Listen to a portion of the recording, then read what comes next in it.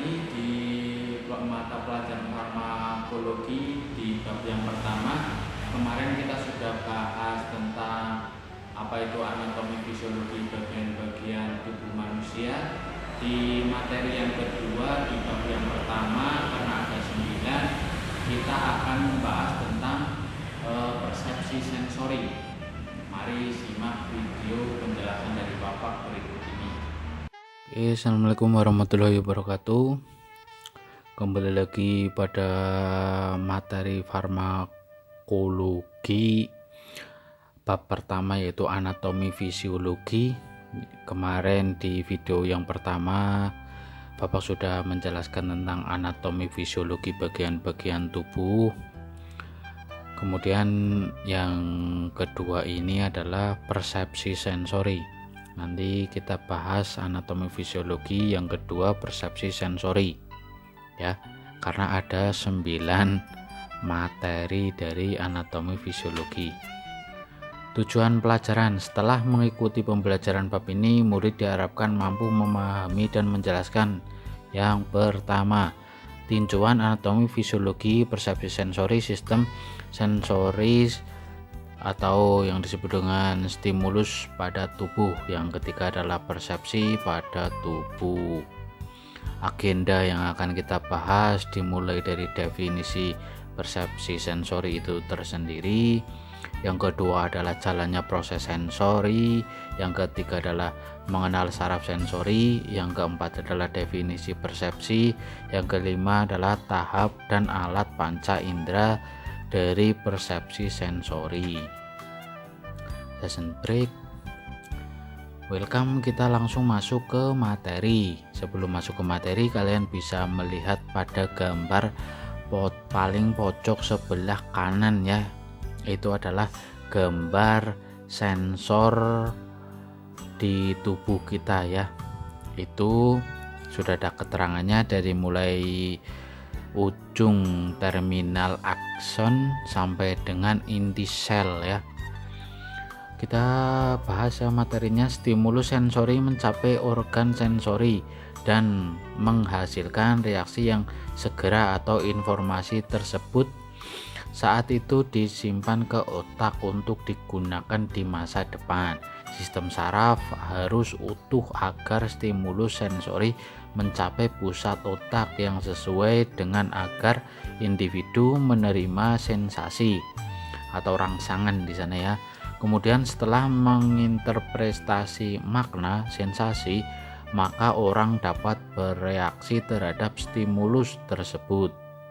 Secara fisiologis, sistem saraf secara terus-menerus menerima ribuan informasi dari organ saraf sensor yang ada di tubuh manusia, menyalurkan informasi melalui saluran yang sesuai dan mengintegrasikan informasi menjadi respon yang bermakna, nanti diolah di otak.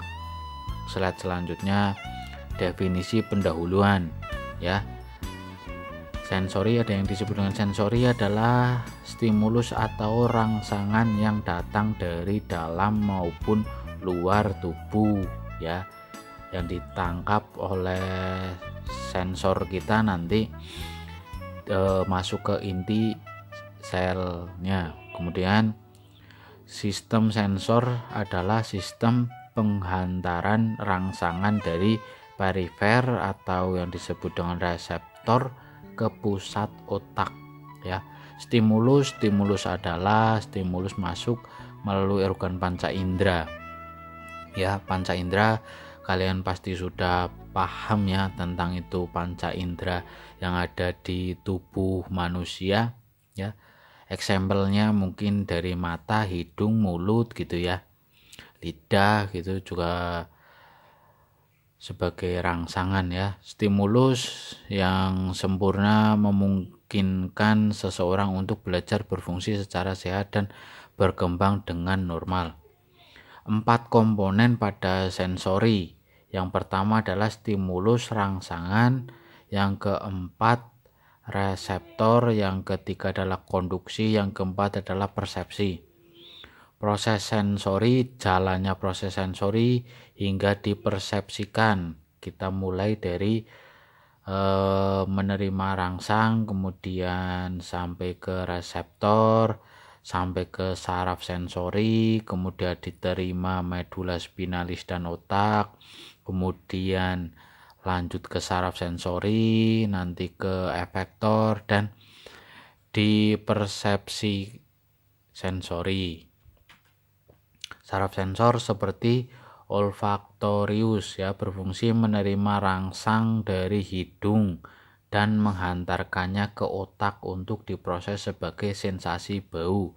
Kalau kita merasa ada bau-bau, berarti itu yang disebut dengan olfaktorius ya. Kemudian optik berfungsi menerima rangsang dari mata dan menghantarkannya ke otak untuk diproses sebagai persepsi visual ya. Jadi yang kita tangkap nanti diolah ke otak ya, dan itu yang disebut dengan optik ya, menerima rangsangan di sana. Kemudian vestibulo-koklearis berfungsi sebagai sensori sistem vestibular, mengendalikan keseimbangan, dan sebagai sensor koklea, yaitu menerima rangsang untuk diproses di otak sebagai suara ya. Jadi ini sangat penting apabila yang bekerja sebagai penyanyi gitu ya. Ini persepsi saraf sensori ini yang disebut vestibulo-koklearis ini berfungsi sebagai suara ya, nanti diproses di otak sebagai suara. Kemudian fungsi sel saraf sensorik adalah penghantar impuls dari reseptor ke sistem saraf pusat, yaitu otak ya, atau ensefalon ya, dan sumsum belakang yang disebut dengan medula spinalis. Selanjutnya, reseptor alat penerima rangsangan merupakan suatu struktur yang mampu mendeteksi rangsangan tertentu yang berasal dari luar atau dari dalam tubuh organ indera. Kemudian yang disebut dengan efektor merupakan bagian yang menanggapi rangsangan yang telah dihantarkan oleh penghantar impuls. Efektor yang paling penting pada manusia adalah otot dan kelenjar. Selanjutnya adalah kita bahas reseptor berdasarkan jenis rangsang. Ada namanya istilah kemoreseptor, merupakan efektor yang pekat terhadap rangsang yang berupa bahan kimia, contoh bau ya. Kemudian mekanoreseptor merupakan efektor yang pekat terhadap rangsangan yang berupa deformasi mekanik, contohnya kita bisa merasakan sentuhan dan suara. Kemudian yang disebut dengan termoreseptor merupakan efektor yang pekat terhadap rangsangan yang berupa suhu, baik itu suhu panas maupun suhu dingin.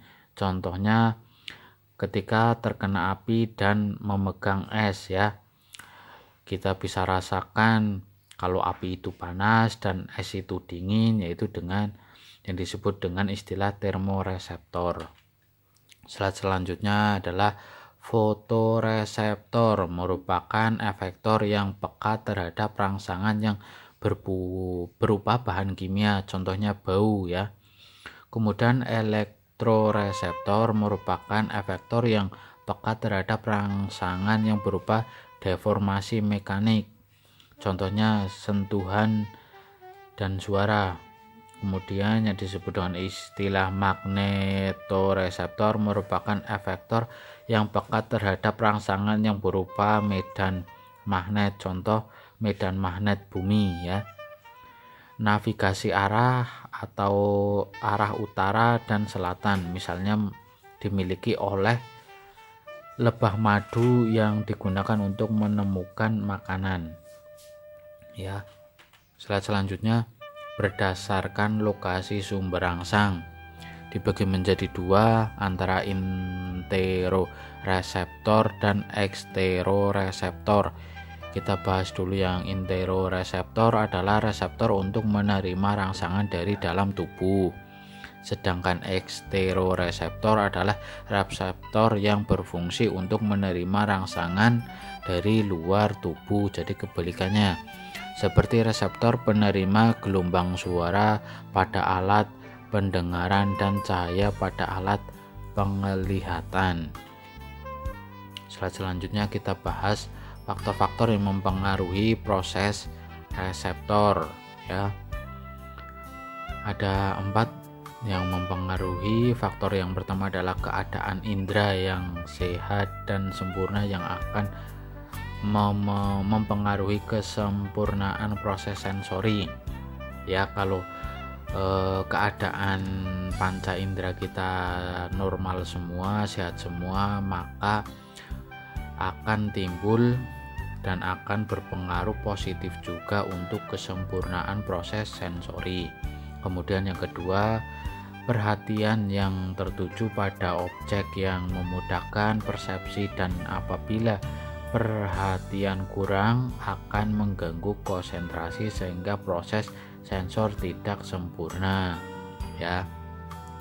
Jadi tidak fokus. Kemudian yang ketiga adalah rangsangan yang sangat lemah atau sangat kuat akan mengganggu proses sensor tersebut. Kalau proses sensor menerima rangsangan itu terlalu lemah, maka nanti sampai ke intinya nanti juga akan lemah juga diterimanya ya. Kemudian kalau toh itu nanti yang diterima rangsangannya itu terlalu kuat, juga tidak baik untuk sensor kita, nanti akan timbul problem di sana ya, ada masalah pada sensor kita nanti. Kemudian yang keempat adalah saraf dan pusat saraf dalam keadaan baik dan sehat. Pengertian persepsi sensori. Persepsi adalah proses mencapai kesadaran atau pemahaman lingkungan dengan mengorganisir ya dan menafsirkan informasi sensorik ya. Jadi kita kalau misalkan di dalam suatu lingkungan kita beradaptasi, jadi persepsi ini berpengaruh ya. Entah itu misalkan lingkungannya dingin, panas, atau ruangannya itu dingin atau panas gitu ya, lembab atau yang lainnya. Kemudian persepsi merupakan suatu proses bagaimana seseorang menyeleksi, mengatur dan menginterpretasikan masukan-masukan informasi dan pengalaman-pengalaman yang ada, dan kemudian menafsirkannya untuk menciptakan keseluruhan gambaran yang berarti. Maksudnya apa yang kita dengar, apa yang kita lihat, apa yang kita rasakan itu nanti diolah di otak, nanti menjadi gambaran. Oh, apa sih yang kita lihat, nanti bisa kita simpulkan. Slide selanjutnya, persepsi sensori. Persepsi sensori kita bagi menjadi 5 macam alat indera ya. Alat indera sensor. Yang pertama adalah persepsi visual ya. Adalah persepsi yang visual didapatkan dari indera penglihatan, yaitu mata kita. Kemudian yang kedua adalah persepsi auditori. Adalah persepsi yang auditori didapatkan dari indera pendengaran, yaitu telinga.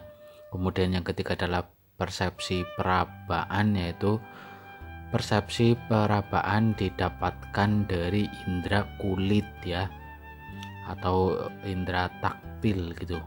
Kemudian yang keempat yaitu persepsi penciuman. Adalah persepsi penciuman atau olfaktori ya, didapatkan dari indera penciuman yaitu hidung. Kemudian yang kelima adalah persepsi pengecapan. Adalah persepsi pengecapan atau rasa didapatkan dari indera pengecapan yaitu lidah. Kemudian slide selanjutnya adalah proses persepsi dimulai dengan sebuah objek di dunia nyata, disebut stimulus atau objek distal melalui cahaya, suara atau proses fisik lain ya. Kemudian objek merangsang organ-organ sensorik tubuh, organ-organ indera mengubah energi masuk ke dalam saraf. Aktivitas proses yang disebut transduksi. Pola baku aktivitas saraf disebut stimulus proksimal. Sinyal-sinyal saraf dikirim ke otak dan diproses sehingga muncul yang disebut persepsi. Kemudian terjadinya persepsi merupakan suatu yang terjadi dalam tahap-tahap berikut ini. Yang pertama adalah merupakan tahap yang dikenal dengan nama proses kealaman atau proses fisik ya. Merupakan proses yang ditangkapnya suatu stimulus oleh alat indera manusia. Kemudian yang kedua adalah merupakan tahap yang dikenal dengan proses fisiologis, merupakan proses diteruskannya stimulus yang diterima oleh reseptor atau alat indera melalui saraf-saraf sensoris. Dan yang ketiga merupakan tahap yang dikenal dengan nama proses psikologik ya, merupakan proses timbulnya kesadaran individu tentang stimulus yang diterima reseptor. Dan yang terakhir merupakan hasil yang diperoleh dari proses persepsi, yaitu berupa tanggapan dan perilaku. Alat-alat tubuh sensoris. Di dalam tubuh manusia terdapat bermacam-macam reseptor untuk mengetahui rangsangan ya dari luar atau disebut dengan ekstraseptor ya. Ekstraseptor sering disebut juga dengan alat indera. Ada 5 macam alat indera pada tubuh manusia, yaitu indera penglihatan, indera penciuman, indera peraba, indera pendengaran, indera pengecap ya. Tadi sudah kita bahas ya di slide yang sebelumnya. Alat indera berfungsi untuk mensensor keadaan di luar, apa yang kita lihat, apa yang kita dengar, apa yang kita cium, apa yang kita rasakan, apa yang kita dengar sangat mempengaruhi perilaku keadaan seseorang. Terima kasih untuk materi persepsi sensori sudah selesai. Nanti jangan lupa dicatat materinya dan dipelajari materinya. Nanti akan bertemu lagi di video selanjutnya, masih di mata pelajaran farmakologi.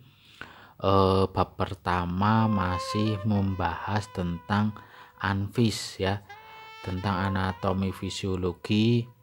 Karena anatomi fisiologi dibagi menjadi 9 materi, nanti akan dilanjut ke anatomi fisiologi yang selanjutnya. Dan materi ini sudah Bapak share di Google Classroom. Sekian, terima kasih. Wassalamualaikum warahmatullahi wabarakatuh.